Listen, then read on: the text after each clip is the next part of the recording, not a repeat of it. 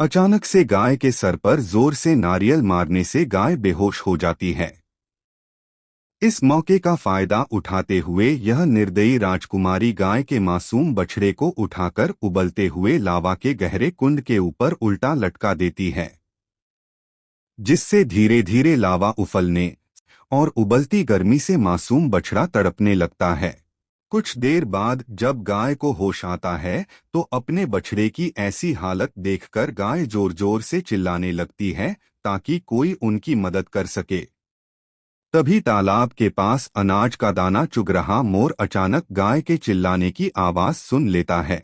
मोर वह घबराहट में उड़ता हुआ तालाब के पास पहुंचता है और देखता है कि उबलते लावे की ज्वालाओं के बीच गाय का मासूम बछड़ा तड़प रहा है।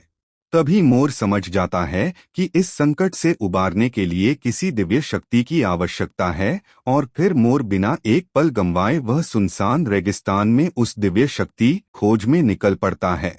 कुछ दूर चलने के बाद मोर को रेतीली जमीन पर भगवान कृष्ण की मिट्टी की मूर्ति दिखाई। फिर मोर भगवान कृष्ण की मिट्टी की मूर्ति के पास पहुंचकर शांत भाव से बैठ जाता है और श्रद्धा से कृष्ण नाम का जाप करने लगता है।